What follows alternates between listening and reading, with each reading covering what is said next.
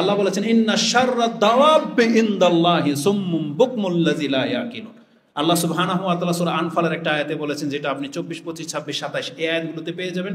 আল্লাহ বলেছেন নিশ্চয়ই আল্লাহর কাছে ঘৃণিত ওই ব্যক্তি যেই ব্যক্তি বোবার দেন্দা, আমাদের ভাষায় বলি মানে বয়রা, কানেও শোনে না, মুখেও বলতে পারে না, এই ধরনের প্রাণী যেমন কেউ পছন্দ করে না, আল্লাহ বলেছেন আমার কাছে এই রকমের সৃষ্টি যে মুখ দিয়ে আল্লাহর নামও নেয় না, কান দিয়ে আল্লাহর কথাও শোনে না, এতে একে আল্লাহ দেনদার বোবা বলেছে। আল্লাহ বলেছেন এই ধরনের মানুষ আমার কাছে নিকৃষ্ট, যেই ব্যক্তি বোবার মতো করে মুখ বন্ধ করে থাকে, আল্লাহর নাম নেয় না, আর যার কান আল্লাহর কথা শোনে না। তো পৃথিবীতে আল্লাহ বলেছেন মানুষ সম্মানিত। মানুষের মধ্যে কে সম্মানিত? মুসলিম সম্মানিত। এখন সব মুসলিমকে সমান? আল্লাহ বলেছেন না। দেখেন এখানে আল্লাহ বাছাই করতেছে কাকে কিভাবে প্রাধান্য দিবেন। তারপর আল্লাহ বলেছেন মুসলিমদের মাঝে যার জ্ঞান যত বেশি সে তত সম্মানিত। যেমন আল্লাহ সুবহানাহু ওয়া তাআলা বলেছেন, যে আয়াতটা আপনি সূরা মুজাদালায় পেয়ে যাবেন, ইয়ারফাইল্লাহুল্লাযীনা আমানু মিনকুম ওয়াল্লাযীনা উতুল ইলমা দারাজাত। নিশ্চয়ই আল্লাহ সমস্ত কিছুর মধ্যে মুসলিমদের মান সম্মানকে বৃদ্ধি করে দিয়েছেন, আর আল্লাহ সুবহানাহু ওয়া তাআলা জ্ঞানকে মাপকাঠি করেছেন, যার জ্ঞান বেশি তার মর্যাদা বেশি। এখানে কি পুরুষ মহিলা স্পেসিফিক বলা আছে নাকি সবার জন্য? সবার জন্য। এজন্য আমাদের মা বোনদেরকে বলবো, তারা কেন পেছনে থাকবে, বরং তারা বাস্তব প্রেক্ষাপট দেখতে পাচ্ছে যে একজন মহিলা যখন মাস্টার্স কমপ্লিট করার পর, অনার্স মাস্টার্স করার পর সে যেই পদে চাকরি পায়, একটা পুরুষ কি পাবে? পাবে না। দুনিয়াবী শিক্ষার ক্ষেত্রে আপনি দেখতে পাচ্ছেন যে একজন মহিলা যখন উচ্চশিক্ষিত হয়, সে যখন বিসিএস ক্যাডার হয়ে যায়, তখন যে পদে সে চাকরিটা পায়, এটা তো পুরুষ হওয়ার কারণে আমি আর আপনি পাবো না, কারণ তো শিক্ষার ভিত্তিতে। তাহলে দুনিয়াবী শিক্ষায় যখন সেটা দেখতে পাচ্ছে, তাহলে আল্লাহর ওয়াদা তো সবচেয়ে সত্য, তাই না? এজন্য আল্লাহ বলেছেন ইয়ারফাইল্লাহুল্লাযীনা আমানু মিনকুম ওয়াল্লাযীনা উতুল ইলমা দারাজাত। নিশ্চয়ই যারা মুসলিম এবং যাদের জ্ঞান বেশি তারা আমার কাছে সম্মানিত। আর এর বাস্তব উদাহরণ হচ্ছে পুরুষ হওয়ার কারণে যে আল্লাহ কাউকে বেশি বড় করেছে, আর মহিলা হওয়ার কারণে যে তাকে এটা করা হবে না, এই নীতি যে আল্লাহর খেলাফ, এটা আল্লাহ প্রমাণ করে দিয়েছেন ফেরাউনের স্ত্রী আসিয়া রাহমাহাল্লাহ বা রাদিয়াল্লাহু আনহার দোয়ার মাধ্যমে। সে আল্লাহর কাছে বলেছিল রব্বি বিনিলি ইনদাকা বাইতান ফিল জান্নাহ, আল্লাহ তুমি আমাকে জান্নাত তো দিবাই, ওই ঘর দান করো যেই ঘরটা তোমার নিকটে আছে। তার মানে আল্লাহর কাছে সবচাইতে কাছের মর্যাদাটা তিনি একজন মহিলা হয়ে চেয়ে নিয়েছেন, আর আল্লাহ যে তাকে দিয়েছেন তার প্রমাণ স্বরূপ কিন্তু এই আয়াত আল্লাহ নাজিল করে দিয়েছেন। তার মানে আল্লাহর কাছে সম্মান দিতে এখানে আল্লাহ ব্যক্তি বিশেষ করে না, বরং আল্লাহ বলেছেন যে এই জায়গাটা আমার কাছ থেকে নিতে পারবে, সে হোক পুরুষ অথবা মহিলা, আমি আল্লাহ তাকে তা দিয়ে দিব। অতএব একজন পুরুষ যেমন সেই জায়গাগুলো দখল করার জন্য চেষ্টা চালাচ্ছে, পুরুষ যখন হাফেজ হয়, মহিলা আপনার উচিত হাফেজা হওয়া। পুরুষ যেমন আল্লাহ এবং তার কালাম পাঠ করে, পুরুষ যেমন আল্লাহর দিন পালন করে, তাহলে আপনি মহিলা আপনি আল্লাহর দিন পালন করেন, তাতে কি হবে? ওই যে আল্লাহ আপনাকে সম্মানিত করে দেবেন। তো আল্লাহ সুবহানাহু ওয়া তাআলা জ্ঞানকে মাপকাঠি করেছেন এটা পুরুষ মহিলা সবার জন্য, এবং এটা হচ্ছে আল্লাহ সুবহানাহু ওয়া তাআলার কাছে মূলনীতি যে এর মাধ্যমে আল্লাহ কাউকে সম্মানিত করবেন। এজন্য কোনো মহিলা যদি সম্মানিত হতে চায় তাহলে তার জন্য দিন চর্চা করা লাজিম। উপরন্তু আল্লাহ সুবহানাহু ওয়া তাআলা আমাদেরকে কি বলেছেন, যখন ব্যাপার হবে ধর্মের, তখন এই শিক্ষিত হওয়া এটা প্রত্যেকটা পুরুষের উপর যেমন ফরজ, প্রত্যেকটা মহিলার উপরেও ফরজ। দিন শিখার ক্ষেত্রে, আল্লাহকে জানার ক্ষেত্রে, আপনার ধর্ম পালন করার ক্ষেত্রে, মুহাম্মদ সাল্লাল্লাহু আলাইহি সাল্লাম সম্পর্কে জানার ক্ষেত্রে একটা পুরুষ যেমন দায়ভার রাখে, একটা মহিলারও তেমন দায়ভার রয়েছে। এজন্য ইবনে মাজার সেই হাদিসটা আপনি নিতে পারেন যে রাসূলুল্লাহ সাল্লাল্লাহু আলাইহি ওয়াসাল্লাম বলেছেন তালাবুল ইলমি ফরিদাতুন আলা কুল্লি মুসলিম। প্রত্যেকটা মুসলিমের উপরে ইলম অর্জন করা কি ফরজ। এই অংশটুকু আপনি নিতে পারেন, যেটা ইবনে মাজাতে মুকাদ্দামার মধ্যে রয়েছে 224।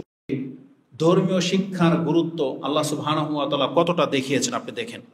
এই শিক্ষার সাথে জড়িত রয়েছে আল্লাহ সুবহানাহু ওয়া তাআলা সম্পর্কে জানা, এই শিক্ষার সাথে জড়িত রয়েছে আল্লাহ সুবহানাহু ওয়া তাআলার ইবাদত সঠিকভাবে করতে পারা। এই জন্য এই ক্ষেত্রে কোনো ব্যক্তিকে হালকা করে দেখার অপশন নাই, সে মহিলা হোক অথবা পুরুষ হোক। আল্লাহ সুবহানাহু ওয়া তাআলা আমাদেরকে জানিয়েছেন, ইন্নামা ইয়াখশাল্লাহ মিন ইবাদিহি আল উলামা, নিঃসন্দেহে যারা জ্ঞানী তারাই আল্লাহকে ভয় করে। তার মানে সেটা পুরুষ হোক অথবা মহিলা হোক, যেই ব্যক্তিটা দাবি করবে যে আমি আল্লাহকে ভয় করি, আমি হালাল হারাম বেছে চলি, তাহলে তাকে এটা আগে প্রমাণ করতে হবে যে সে হালাল হারাম চিনে কিনা। একজন ব্যক্তি যদি হালাল হারামই না জানে, তাহলে ওর দাবি বৃথা।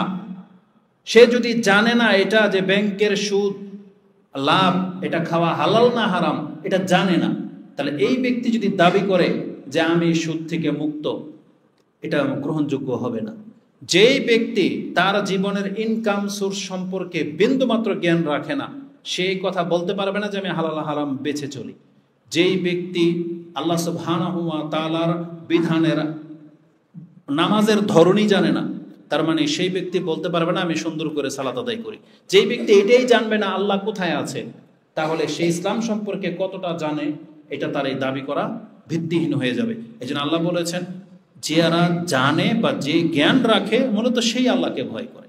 আর আপনি বাস্তব দেখতে পাবেন পৃথিবীতে, হ্যাঁ অনেক আলেম সমাজ যারা মাদ্রাসায় পড়া সত্ত্বেও পাপ করে, আপনি হয়তো উদাহরণ দিবেন, কিন্তু এদের সংখ্যা পার্সেন্টেজ কত?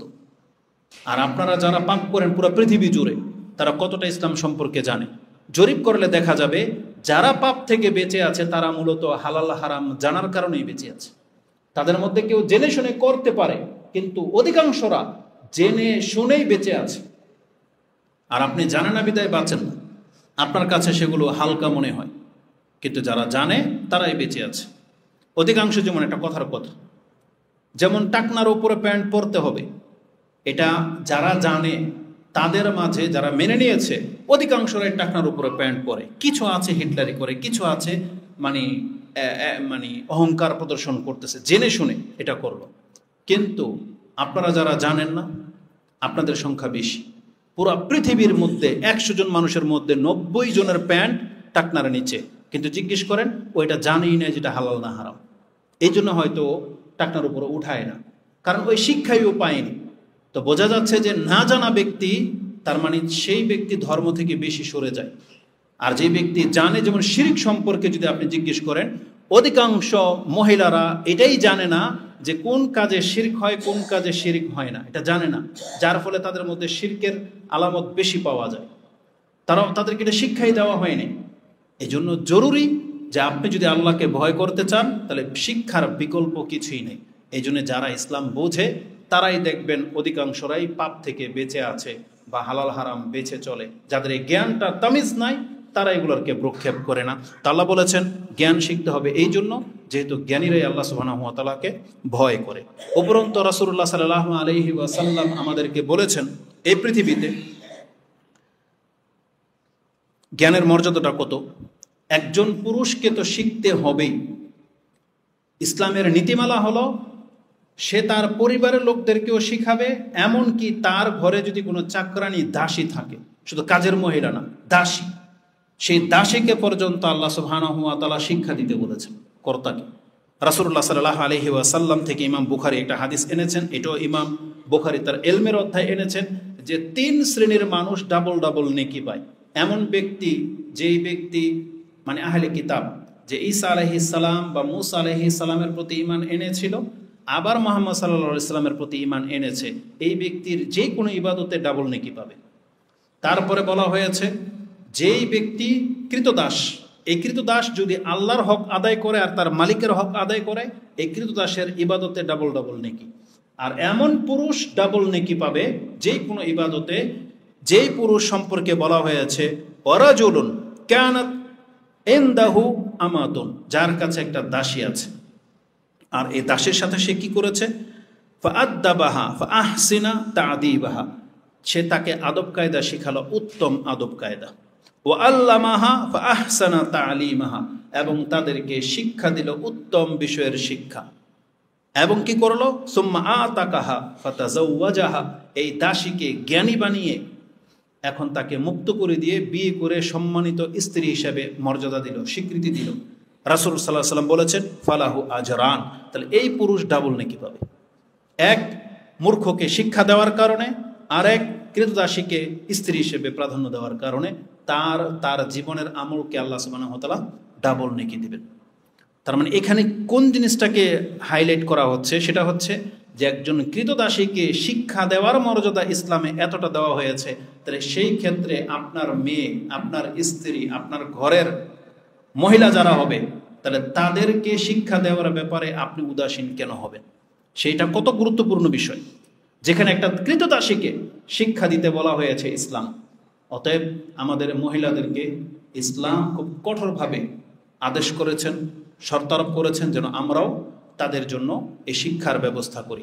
যার ফলে রাসূলুল্লাহ সাল্লাল্লাহু আলাইহি ওয়াসাল্লামের যুগ থেকে তিনি প্রথম যে মসজিদ বানিয়েছেন, সেই মসজিদেও মহিলাদের ব্যবস্থা ছিল। রাসূলুল্লাহ সাল্লাল্লাহু আলাইহি ওয়াসাল্লামের জীবদ্দশা আপনি একটাও দেখাইতে পারবেন না যে কোনো একটা সময় ফিতনার ভয়ে বা কিছু রাসূল মহিলাদেরকে আলাদা করে দিয়েছেন, আপনি দেখাইতে পারবেন না। যেভাবে আপনারা বসে খুতবা শুনতেছেন, ঠিক পেছন দিকে মহিলারা বসতো, রাসূল সাল্লাল্লাহু আলাইহি ওয়াসাল্লাম থেকে সরাসরি খুতবা তারা শুনতো। তারা জ্ঞানী ছিল এই জন্য, কিন্তু আমরা ফিতনার বাহানা দিয়ে তাদেরকে পৃথক করে দিয়েছি।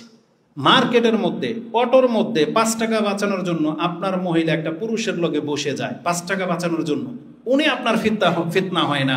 আর মসজিদে খুতবা শুনতে আসবে, আপনার হুজুররা ফতুয়া জারি করে দিল, এটা ফিতনা। এটা ফিতনা। ফিতনা মানে বুঝেন, আপনার মহিলারা তো দেখে আসলাম ওই যে মাঠে ঘাটে ধান শুকাচ্ছে, তাই না? গায়ে তো অর্ধেক কাপড়ও নাই, ধান শুকাচ্ছে আপনার মহিলারা, রাস্তাঘাটের ধান কাটতেছে, বাসায় নিয়ে আসতেছে, ওটা ফিতনা না? আর যখন বরকা পরে মসজিদে খুতবা শুনতে আসবে, এটা ফিতনা। ভণ্ডামির একটা সীমা আছে। তা আমরা বলতে গেলে বলবে যে এরা ফিতনাবাজ, বুঝছেন না? কিন্তু ফিতনা আপনারা সৃষ্টি করেছেন।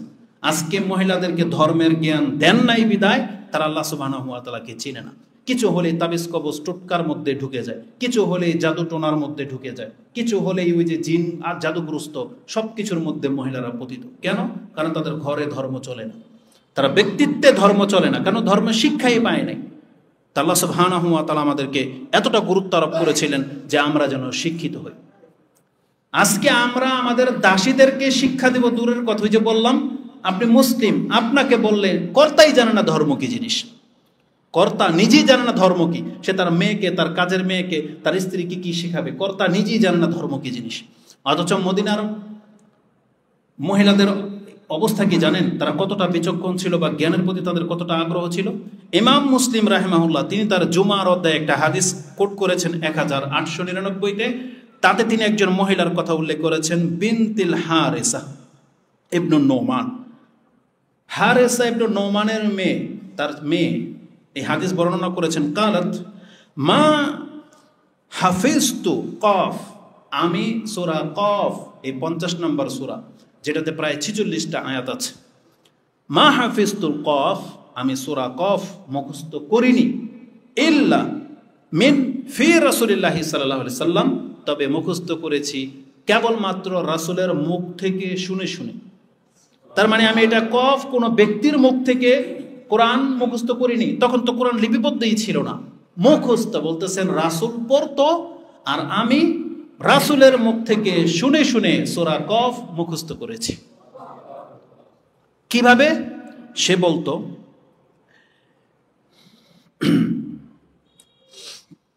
ইয়াখতুবু বিহা কুল্লা জুমাতিন, কারণ রাসূলুল্লাহ সাল্লাল্লাহু আলাইহি সাল্লাম জুমার দিনে সূরা কফ পড়তেন। তার মানে তিনি নিয়ম ছিল জুমার খুতবায় এটা সূরা কফ রাসূলুল্লাহ সাল্লাল্লাহু আলাইহি সাল্লাম হয়তো লাগাতার বা একাধিকবার পড়েছেন। এই মহিলা বলতেছে আমি সেটা শুনে শুনে মুখস্থ করে নিয়েছি। কিভাবে সে শুনলো? কালাত, তিনি বলেন, ওয়া কানা তান্নুরুনা ওয়া তান্নুরু রাসূলুল্লাহি সাল্লাল্লাহু আলাইহি ওয়াসাল্লাম ওয়াহিদা, কেননা রাসূলের পাকঘর আর আমার পাকঘর একটাই ছিল। তার মানে হয়তো সেই মহিলা মসজিদের পাশে কোনো না কোনো এলাকায় থাকতো, কিন্তু এসে পাকশাক করতো কোথায়? যেখানে রাসূলুল্লাহ সাল্লাল্লাহু আলাইহি ওয়াসাল্লামের ওয়াইফরা, স্ত্রীরা পাকশাক করতো। তার মানে মসজিদের সাথে লেগে থাকার ঘরটাই তো আয়েশা রাদিয়াল্লাহু তাআলার ছিল না, হয়তো পাকঘরটা কাছাকাছিই ছিল। সে বলতো আমি পাকঘর থেকে রাসূলের মুখ থেকে শুনে শুনে সূরা কফ মুখস্থ করে ফেলেছি। তাহলে এটা আগ্রহ ছাড়া হবে? একটা মহিলা তোটা আগ্রহ থাকা সত্ত্বে তারা এটা করতে পেরেছে। অথচ কোরআন আপনি চাইলে এখন এই যে মোবাইলের মধ্যে আপনি পকেটে নিয়ে কোরআন বয়ে বেড়াচ্ছেন, অথচ আপনি চাইলেই তো কোনো বসে আছেন, ফিল করতেছেন, গেমস না খেলে, ভিডিও না দেখে, চ্যাট না করে, আপনি চাইলেই তো একটা আয়াত মুখস্থ করতে পারতেন। কিন্তু 40 বছর 60 বছর পার হয়ে গেছে, আপনি এখন পর্যন্ত একটা সূরা মুখস্থ করতে পারেন নাই, সূরা ফাতিহা মুখস্থ করতে পারেন নাই? এটা কেমন লাইফ? অথচ রাসূলুল্লাহ সাল্লাল্লাহু আলাইহি ওয়াসাল্লামের যুগের মেয়েরা, মহিলারা এতটা তারা বিচক্ষণ ছিল যে রাসূলুল্লাহ সাল্লাল্লাহু আলাইহি ওয়াসাল্লামের মুখ থেকে তারা কোরআন মুখস্থ করে ফেলতো। আল্লাহু আকবার। শিক্ষা দেওয়ার ক্ষেত্রে রাসূলুল্লাহ সাল্লাল্লাহু আলাইহি ওয়াসাল্লাম আব্দে কায়েস গোত্রের 7 জন বা কয়েকজন যুবক রাসূলের কাছে এসেছিল দিন শেখার জন্য। তারা 20 দিন পর্যন্ত নামাজের নিয়ম কানুন সব শিখেছে। যখন দেখলো যে তারা হয়তো একটু মন খারাপ, হয়তো বাড়ির কথা মনে পড়েছে, রাসূল বললেন যে তোমরা তোমাদের বাড়িতে ফিরে যাও, ওই যুবকদেরকে বললেন। এবং যখন তিনি যুবকদেরকে বাড়িতে পাঠালেন, তিনি ওই যুবকদেরকে এ আদেশ করেছিলেন, ইরজিউ ইলা আহলিকুম, যাও তোমরা তোমাদের পরিবারের কাছে ফিরে যাও, গিয়ে কি করবে? ফাআল্লিমুহুম, তাদেরকে শিক্ষা দাও। আজকে আমার কাছ থেকে যেগুলো শিখলা এই 20 দিন থেকে যাও, এবার তোমার বাড়িতে যারা আছে সেই নারীদেরকেও, তাদেরকেও, তোমার অঞ্চলের মানুষদেরকে গিয়েও এই ইসলাম শিক্ষা দাও। তার মানে এই শিক্ষা দেওয়ার আদেশ দিয়ে রাসূল সাল্লাল্লাহু আলাইহি ওয়াসাল্লাম এই যুবকদেরকে তাদের পরিবারের কাছে ফেরত পাঠিয়েছিলেন, যেটা আপনি বুখারী এবং মুসলিমে হাদিস পেয়ে যাবেন। বুখারীতে ইলমের অধ্যায় রয়েছে 27 নম্বর হাদিস। তার মানে রাসূল বলেছেন তাহলে তোমার মহিলাদেরকে গিয়েও তোমরা এই দিন শিক্ষা দাও। তাহলে দিনের শিক্ষার ক্ষেত্রে এতটা গুরুত্বপূর্ণ বিষয় মহিলাদেরকে গুরুত্ব আরোপ করা হয়েছে। রাসূলুল্লাহ সাল্লাল্লাহু আলাইহি ওয়াসাল্লাম থেকে আপনাকে আরো কয়েকটা হাদিস আমি কোট করি, নারীদের জন্য কতটা গুরুত্বপূর্ণ। রাসূল কি বলেছেন? আদ-দুনিয়া কুল্লাহা মাতা ওয়া লাইসা মিন মাতা'id দুনিয়া আফদালু মিন মারআতিস সালিহা। এই পুরো দুনিয়াটা হচ্ছে সম্পদ, কিন্তু একজন সৎকর্মশীল মহিলার চেয়ে এই দুনিয়াতে আর কোনো দামি সম্পদ কারো কাছে নাই। বোঝেন কথা? তার মানে আপনি অনেক কিছুর মালিক হয়ে গেছেন, আপনার গাড়ি আছে, বাড়ি আছে, জমি জমা, ব্যাংক ব্যালেন্স সব আছে, আপনার স্ত্রী আছে, মেয়ে আছে, মহিলা আছে, মা আছে, খালা আছে, ধরে আছে, যা কিছু আপনি মালিক। তার মধ্য থেকে রাসূল বলেছেন তোমার কাছে যদি একজন সৎ মহিলা থাকে, সেটা হোক স্ত্রী, হোক মেয়ে বা বোন, যেটা তোমার কাছে আছে, তার মানে তুমি জেনে নাও তোমার সমস্ত কিছুর চাইতে দামি সম্পদ এটাই, আল মারআতুস সালিহা। তার মানে জমিনের মধ্যে একজন মুসলিম মহিলা যে সৎ, সে হচ্ছে সবচেয়ে দামি সম্পদ আমাদের। তো এটা কেন বলেছেন রাসূলুল্লাহ সাল্লাল্লাহু আলাইহি ওয়াসাল্লাম? এটা সম্মান করা হয়েছে। তারপর রাসূলুল্লাহ সাল্লাল্লাহু আলাইহি ওয়াসাল্লাম আমাদেরকে বলেছেন তুনকাহু আন-নিসাউ আরবা। মানুষ তো 4টা জিনিস দেখে বিয়ে করে। কি দেখে বিয়ে করে? লিজামালিহা, লিহাসাবিহা, ওয়ালিমালিহা, ওয়ালিদীনিহা ফাজফার বিজাতিদ্দিন। যে মানুষ সাধারণত 4টা যে কোনো একটা দেখেই বিয়ে করে, হয়তো পয়সার দিকে ঝোঁকে, নাহলে বংশের দিকে ঝোঁকে, নাহলে সৌন্দর্যতার দিকে ঝোঁকে, আর না হয় কেউ আছে দিনদারিত্বের দিকে ঝোঁকে। তুমি কি করবা? তুমি দিনদারিত্বের দিকে ঝোঁকো। রাসূল আমাদেরকে উপদেশ দিয়েছেন দিন পালন করে এমন মহিলাদেরকে বিয়ে করো। এটা রাসূলুল্লাহ সাল্লাল্লাহু আলাইহি ওয়াসাল্লাম আমাদেরকে আদেশ করেছেন। আল্লাহ কি বলেছেন? আল্লাহ বলেছেন ওয়ালা তানকিহু আল মুশরিকাত হাত্তা ইউমিন ওয়ালা আমাতুন মুমিনাতুন খায়রুম মিন মুশরিকাতিন ওয়ালাউ আজাবাত। আল্লাহ সুবহানাহু ওয়া তাআলা বলেছেন তোমরা খবরদার কোনো মুশরিক মহিলাকে বিয়ে করবে না। একজন মুশরিক মহিলার চেয়ে একজন মুসলিম কৃতদাসী অনেক বেশি শ্রেয়। যদিও সেই মুশরিকা মহিলা দেখে তুমি ক্রাশ খেয়ে যাও, যে মহিলাকে দেখে তোমার জিভে পানি চলে আসে, যেটাকে বলা হয় যে তুমি একবারে গলে গেছো, অথচ তুমি দেখবে না তার দিন। যেই ব্যক্তি ব্রু ব্লাড করে, চুল খোপা করে, গায়ে ওড়না থাকে না, এমন ফ্যাশনেবল মেয়ে তোমার সামনে দিয়ে যাচ্ছে, হোক সেটা মুসলমান ঘরের সন্তান কিন্তু শিরিক করে, এমন ব্যক্তি যারা আছে, মানে দিন বোঝে না, এমন মহিলা পছন্দনীয় হতে পারে, কিন্তু জেনে রাখো তার চেয়ে একটা মুসলিম কৃতদাসী এর চেয়ে বেশি শ্রেয়। এটা আল্লাহ বলেছেন। এবার বলেন তো দেখি, তাহলে একজন মহিলা যদি সৎ হতে চায়, মুশরিকা না হতে চায়, তাওহীদবাদী হতে চায়, শিক্ষার বিকল্প কি আছে? তাহলে একজন মহিলা যদি শিক্ষিতই না হয়, ও দিন কিভাবে পালন করবে? দিনদার মহিলারা তো শিক্ষিত হওয়ার কারণেই দিন পালন করে। নাহলে আজকে আমাদের সমাজের হাজারো মানুষ আপনি মহিলা দেখতে পাবেন যারা দিনের জ্ঞান না থাকার কারণে তারা দিন পালন করে না, আর যারা দিন শিখছে তারা দিন পালন করে। এজন্য আমরা বলবো মহিলাদেরকে দিনের জ্ঞান অর্জন করা ছাড়া বিকল্প কোনো পথ নাই। সে দিনদার হতেই পারবে না যদি সে চায়। এজন্য দিনের জ্ঞান অর্জন করা এটা একান্ত জরুরি আমাদের মহিলাদের জন্য। আর সবচেয়ে গুরুত্বপূর্ণ পয়েন্ট, যেটা সময় লম্বা হয়ে যাবে, আমি এই কথাগুলো ছেড়ে দিচ্ছি। সব থেকে গুরুত্বপূর্ণ পয়েন্ট যেটা আজকে বলবো, যেটা উনি ইঙ্গিত করেছেন যে কোন দিকটা জন্য আজকের এই বক্তব্য, সেটা হচ্ছে সন্তানকে মানুষ করার ক্ষেত্রে মহিলাদেরকে দিন জানা কতটা জরুরি। এটার একটা হাদিস বললে আপনার বিবেক জায়গা মতো চলে আসবে যে একজন পিতা একজন মাতাকে দিন সম্পর্কে জানা এটা কতটা জরুরি। এটা এই হাদিস থেকে আপনি স্পষ্ট হয়ে যাবেন। রাসূলুল্লাহ সাল্লাল্লাহু আলাইহি ওয়াসাল্লাম বলেছেন, মা মিন মাউলুদিন ইল্লা ইউলাদু আলাল ফিতরা, এমন কোনো সন্তান নাই যে সে তার ফিতরতের উপরে জন্মগ্রহণ করে। তার মানে ওকে যদি সঠিকভাবে গাইড করা হয় তাহলে ও আল্লাহর বান্দা হবে, এইভাবে ওকে জন্ম দেওয়া হয়েছে। কিন্তু এই পৃথিবীতে এসে কিভাবে তাহলে হিন্দু মুসলিম এই যে বৌদ্ধ খ্রিস্টান ভাগ হয়ে যাচ্ছে? রাসূলুল্লাহ সাল্লাল্লাহু আলাইহি ওয়াসাল্লাম বলেছেন, ফাআবাওয়াহু ইউহাউবিদানি আও ইমাজ্জিসানি আও নাসসারানি, বাপ মা তাকে এই সন্তানটাকে যে তার কোলে থাকে সারাক্ষণ, এই মা তাকে খ্রিস্টান বানায়, এ মা তাকে ইহুদি বানায়, এ মা তাকে কি করে? অগ্নিপূজক বানায়। তার মানে কি বুঝাতে চাইলাম? তার মানে এখন ওই আমার মহিলাদেরকে বলতে চাই, আমাদের এই জন্য চেষ্টা করতে হবে, বাপ মা চেষ্টা করবে। আচ্ছা, যারা চেষ্টা করে তারপরও তো অনেক সময় সন্তান ভালো হয় না। যেমন নূহ আলাইহিস সালামের ছেলে, তার নূহ আলাইহিস সালামের ছেলে ভালো হয়নি, এর পেছনে মূল কারণ কিন্তু তার স্ত্রী। কারণ তার স্ত্রী ভালো ছিল না, জানেন না এটা? নূহ আলাইহিস সালামের স্ত্রী, লূত আলাইহিস সালামের স্ত্রী ভালো ছিল? ভালো ছিল না। কিন্তু আল্লাহ সুবহানাহু ওয়া তাআলার ফজল করম দেখেন, নূহ আলাইহিস সালামের এক ছেলে খারাপ হয়েছে, আবার লূত আলাইহিস সালামের মেয়েরা কিন্তু খারাপ হয়নি মার কারণে, ওটা আল্লাহর হেদায়েত। কিন্তু মূল কি? মূল হচ্ছে বাপ মা। যেমন আমরা যে যা যেমন, আমরা কিন্তু আমাদের সন্তানদেরকে তাই বানাই। একজন আলেম সে কি কখনো চিন্তা করেছে, আপনাদের কাছে জিজ্ঞেস করেছেন, আপনার মসজিদের ইমামকে জিজ্ঞেস করেন আপনার সন্তানকে কি বানাবেন, টার্গেট করেছে? সে সর্বোচ্চটা আকাঙ্ক্ষা এটাই করবে যে আমার ছেলেকে একজন আমি আলেম বানাবো, তাই না? কেউ আছেন যে বলছে আমি হাফেজ বানাবো, তাই না? তার মানে যে যা তার সন্তানকে সে সেটা বানানোর স্বপ্ন দেখে। কিন্তু একটা ইঞ্জিনিয়ার, একজন ডাক্তার, একজন বিজনেসম্যান, তাকে জিজ্ঞেস করেন, সে হয়তো মুসলিম সোর্স হওয়ার ক্ষেত্রে বলেই দেয় যে আমার ছেলেকে আমি প্রথমে হাফেজ বানাবো বা আলেম কিছুটা বানাবো, কিন্তু পরক্ষণে দেখবেন তার নিয়ত কিন্তু ভিন্ন। তখন সে বলে যায় না আমি পাইলট বানাবো, ইঞ্জিনিয়ার বানাবো, বড় এটা বানাবো সেটা বানাবো। তো তার মানে বাপ মা যেমন সন্তানকে তাই বানায়। একজন ব্যক্তি যদি কবর মাজারের পূজারী হয়, তার মানে ল্যাংটার মুরিদ যদি হয়, সে তার সন্তানকে ওই ল্যাংটার মুরিদই বানাবে। কিন্তু একজন যদি আল্লাহর বান্দা হয়, কোরআন সুন্নাহওয়ালা হয়, সে তার সন্তানকে কি বানাবে? একবার নির্দ্বিধায় আমরা বলতে পারি মেম্বর থেকে, যারা আমাদের বক্তব্য শুনে, কোরআন হাদিস থেকে যে সালাফি আলেমদের বক্তব্য শুনে হেদায়েত পাচ্ছেন, তারা সবাই এখন নড়ে চড়ে বসেছেন। আপনাদের সন্তানদেরকে আপনারা চাচ্ছেন যে সালাফি মাদ্রাসায় পড়াবেন, কেন ইচ্ছা জাগলো?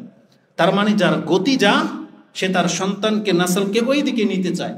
তো আমাদের মাদেরকে, মহিলাদেরকে আমরা বলবো, আপনি যদি আপনার সন্তানকে ইসলামের দিকে নিয়ে আসতে চান, তাহলে আপনাকে প্রথম ইসলামের অনুসারী হতে হবে।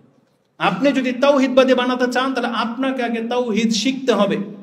মা নিজেই যদি জানে না যে ঘর থেকে বেরোলে কি বলতে হয়, তাহলে এই বাচ্চা কি শিখবে? কারণ মা যেভাবে বেরোবে তো এইভাবেই বেরোবে। এই জন্য মাকে আগে দিন শিখতে হবে। এটা হচ্ছে আজকের বক্তব্যের মূল মেসেজ, যে রাসূল বলেছেন যে মা যা তার সন্তানকেও তারা তাই বানায়। অতএব আমরা যদি আমাদের বাচ্চাদেরকে মুসলিম বানাতে চাই, আল্লাহর বান্দা বানাতে চাই, তাহলে আমাদেরকে প্রথম আল্লাহর বান্দা হতে হবে। এই জন্য দিন শিক্ষার বিকল্প আর কিছু নয়। আপনি কোরআন হাদিস পড়বেন না, তাহলে আপনি দিনকে হারিয়ে ফেলবেন। আল্লাহ সুবহানাহু ওয়া তাআলা মহিলাদেরকে আদেশ করেছেন, বিশেষ করে রাসূল সাল্লাল্লাহু আলাইহি ওয়াসাল্লামের স্ত্রীদেরকে আল্লাহ আদেশ করেছিলেন এইভাবে। আল্লাহ বলেছেন, ওয়াজকুরনা মা ইউতলা ফি বুয়ুতিকুন্না মিন আয়াতিল্লাহি ওয়াল হিকমা, তোমাদের ঘরে আল্লাহর কালাম এবং রাসূলের হাদিস যে চর্চা হয়, তোমরা সেখান থেকে উপদেশ গ্রহণ করো। ওয়াজকুরনা, আল্লাহ বলেছেন উপদেশ সেখান থেকে নাও, আল্লাহর কালাম থেকে নাও, হিকমা হাদিস থেকে নাও। ইন্নাল্লাহা লাতীফুন খাবীর, নিশ্চয় আল্লাহ কিন্তু সূক্ষ্ম থেকে সূক্ষ্ম বিষয় জানেন। তার মানে আল্লাহ আমাদেরকে ইঙ্গিত দিয়েছেন যে আমাদের মহিলারা দিন শিখবে কোত্থেকে? কোরআন হাদিস থেকে। এটা সূরা আহজাবের আয়াত 33 নম্বর সূরা 34 আপনি পেয়ে যাবেন যে আল্লাহ বলেছেন আমাদেরকে কোরআন সুন্নাহ ঘরে চর্চা হবে। আর এই কোরআন সুন্নাহ থেকেই আমাদের মহিলাদেরকে বলা হয়েছে তোমরা দিনের প্র্যাকটিস করো। এতটা আগ্রহ রাসূল নামের যুগের সাহাবায়ে কেরামদের ছিল, মহিলারা রাসূলুল্লাহ সাল্লাল্লাহু আলাইহি ওয়াসাল্লামের কাছে আবদার করতেন যে ইয়া রাসূলুল্লাহ গালাবানা আলাইকার রিজাল, আপনার কাছে তো পুরুষরা প্রাধান্য পেয়ে আছে, আমরা মহিলারা তো ধার প্রান্ত আসতে পারি না, কারণ আপনার মজলিসে তারাই আগে থাকে, সবকিছু জায়গায় তারা, আমাদের জন্য একটা ব্যবস্থা করে দেন। তারা একদিন সপ্তাহে রাসূলের কাছ থেকে চেয়ে নিয়েছিলেন। এই হাদিস আপনি কোথায় পাবেন? হাদিসটি বুখারীতে ইলমের অধ্যায়ে রয়েছে 110 নম্বর, 101 নম্বর হাদিস।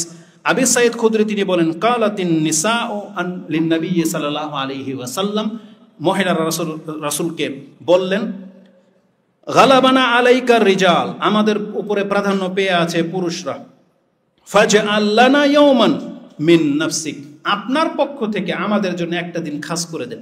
রাসূলকে বলেছেন, ওই দিন আমরা আপনার কাছে এসে বসবো, যা প্রশ্ন করার, যা জানার আমরা সব জানবো, আপনার একদিন আমাদেরকে সময় করে দেন। ফাওয়াদাহুন্না ইয়াওমান লাকিয়াহুন্না ফি, তারপর রাসূল তাদের সাথে ওয়াদা করলেন এবং একদিন তাদের জন্য দিন শিক্ষার ব্যবস্থা করে দিলেন। কি মনে করেন?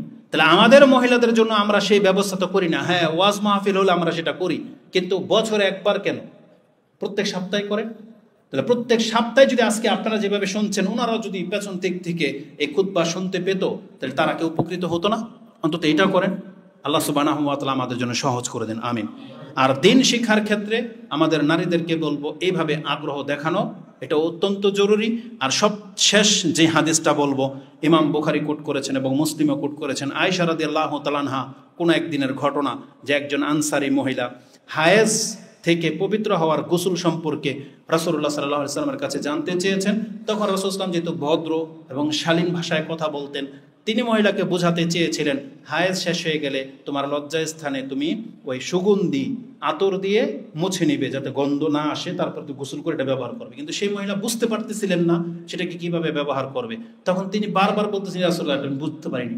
তখন রাসূলুল্লাহ মুখ ফিরিয়ে নিলেন, যে আর বলতে পারতেছেন না খোলাখুলি। তখন আয়েশা রাদিয়াল্লাহু তাআলা আনহা তাকে টেনে নিলেন, নিয়ে বুঝিয়ে দিলেন যে তুলাতে ওই সুগন্ধি নিয়ে তখন ওই জায়গাটাতে যেখানে যেখানে হায়েজের রক্ত লেগে যায়, সেই জায়গাটা তোমরা গোসলের পরে এইটাকে আতর মেখে নিও, এভাবে পবিত্রতা অর্জন করো।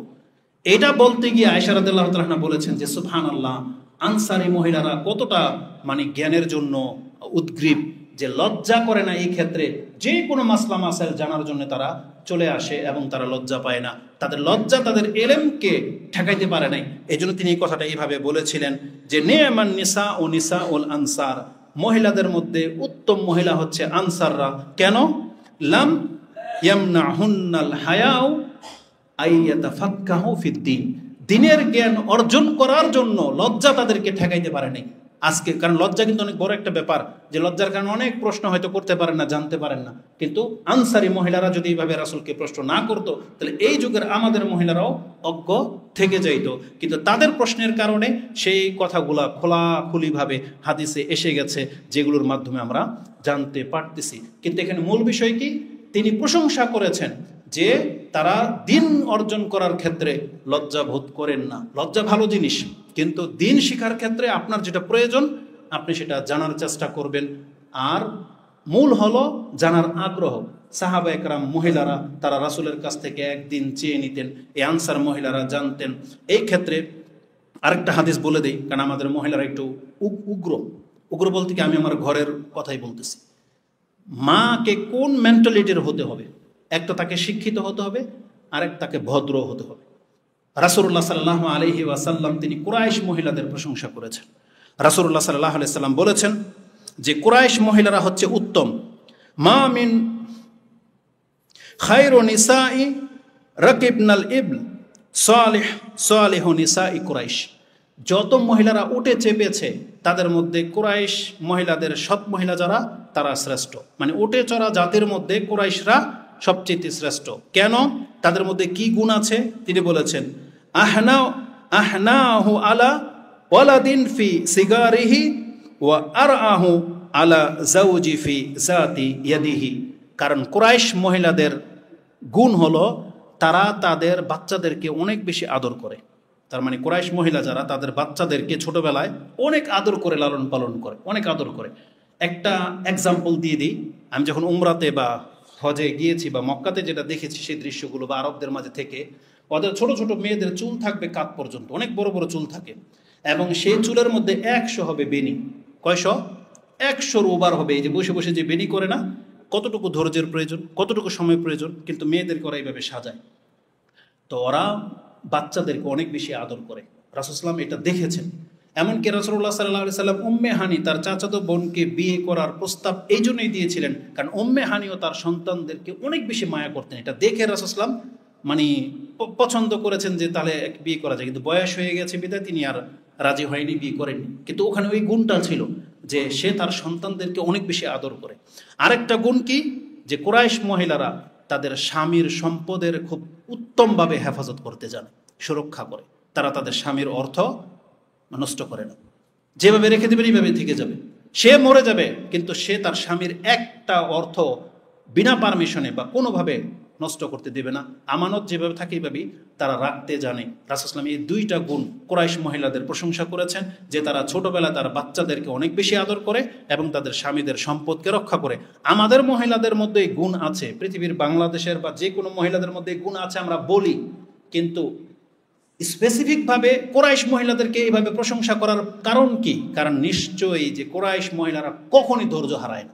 হয়তো আমাদের মহিলারা বিরক্ত বোধ করে, গালাগালি দেয়, মানে উগ্রতা দেখায়, কিন্তু আরব কুরাইশ মহিলাদের মধ্যে এটা নাই। ওর জীবনে যত বড় ট্র্যাজেডি চলে আসুক না কেন, ও বাচ্চাদের প্রতি একবারে নরম। তো এই গুণটা খুব জরুরি, কারণ এটা না হলে একটা ভালো বাচ্চা বা ভালো শিক্ষা মা দিতে পারবে না। তো আজকের বক্তব্যের মেসেজ এটাই, আমাদের মহিলাদেরকেও দিন অর্জন করতে হবে, জ্ঞান অর্জন করতে হবে, এটা অত্যন্ত জরুরি। না হলে আপনি দিন না জানলে আপনার বাচ্চা দিন পাবে না। আকুলু লিকাউলি হাযা আস্তাগফিরুল্লাহ লি ওয়া লাকুম ওয়া লিসাইরিল মুসলিমিন ফাস্তাগফিরু ইন্নাহু হুয়াল গফুরুর রহিম। আলহামদুলিল্লাহ ওয়াসসালাতু ওয়াসসালামু আলা রাসূলিল্লাহ, মা বাদ। যেহেতু খুতবা সময় অনেক হয়ে গেছে, আর লম্বা করব না, তবে এতটুকু ইঙ্গিত দিয়ে দিই, বর্তমান এই নারী কমিশন নিয়ে যেটা শুরু হয়েছে, আজকের বক্তব্যটা আমি ওই মেসেজটাই দিতাম, কিন্তু একদিন আগে ভাই বলাতে আবার খুতবাটাকে আমি চেঞ্জ করে এটা রেডি করেছি। তাতে এতটুকু শুধু বলে দেব, আজকে আমাদের সমাজের নারীরা ইসলাম বিরোধী যে প্রস্তাবনা পেশ করেছে, এর মূলে কি? এর মূলেই হলো অজ্ঞতা। তাদের ধর্ম সম্পর্কে, তাদের রব সম্পর্কে জ্ঞান যদি থাকতো, তাহলে কোনোদিন অনইসলামিক এই ধরনের দাবি তারা উত্থাপন করতে পারতো না। তবে তাদের চরিত্র এবং তাদের সাথে কেমন আচরণ করা উচিত, ইনশাআল্লাহুল আজিজ এটা নেক্সট খুতবায় বা আমি একটা লাইভে বক্তব্যই করব। আল্লাহ যেন আমাদেরকে তৌফিক দান করেন, আমিন। এবং আমরা আপনাদেরকে বলতে চাচ্ছি, যারা মুসলিম মহিলা পেয়ে গেছেন, আপনি আল্লাহর পক্ষ থেকে অনেক বড় একটা নেয়ামত পেয়ে গেছেন। আর যাদের ঘরে কোনো নাস্তিক মহিলা আছে, এই ধরনের সাহাবেগীদের মতো কোনো মহিলা আছে, আপনার লাইফ শেষ, আপনার দুনিয়াও শেষ, পরকালও শেষ হবে। দুনিয়া শেষ যেহেতু আপনার মহিলা আপনার কন্ট্রোলের বাইরে, এরকম বড় বড় টিপ লাগিয়ে গায়ে ওড়না না রেখে ব্লাউজ না পরে রাস্তায় নেমে যেতে পারে, তাদের পুরুষ যে কি দশায় আছেন এটা তো আমরা তাদের মহিলাদেরকে দেখে বুঝতে পারি। পরকালে যে কি হবে আফসোস হয় আপনাদের জন্য। এই জন্য যে সমস্ত ঘরের পুরুষরা ভালো মহিলা পেয়ে গেছেন, অভদ্র পান নাই, এরকম উশৃঙ্খল মহিলা পান নাই, আপনি একটা সেজদা বেশি করবেন আর শুকরিয়া আদায় করবেন আল্লাহ, আলহামদুলিল্লাহ আমার মহিলা তো বদ না। না হলে আপনার দুনিয়া শেষ, পরকালও শেষ হতে। রাসূল কি বলেছেন? মা তারাকতু বাদি ফিতনাতান আদাররু আলা রিজাল মিনান নিসা। আমরা ওই হাদিসকে তো আসলে সারা জীবন এটাই ভাবতাম যে মহিলাদের ফিতনা মানে হচ্ছে মহিলাদের সাথে খারাপ কাজে লিপ্ত হয়ে যাওয়া। কিন্তু আমাদের মহিলারা যে এত বড় ফিতনা আমাদের বাংলা জাতির পুরুষের জন্য, এটা বর্তমান প্রেক্ষাপটে বোঝা যাচ্ছে যে কত বড় ফিতনা হয়ে দাঁড়িয়েছে এই মহিলারা, পুরা বিপর্যস্ত করে দিচ্ছে জাতিটাকে।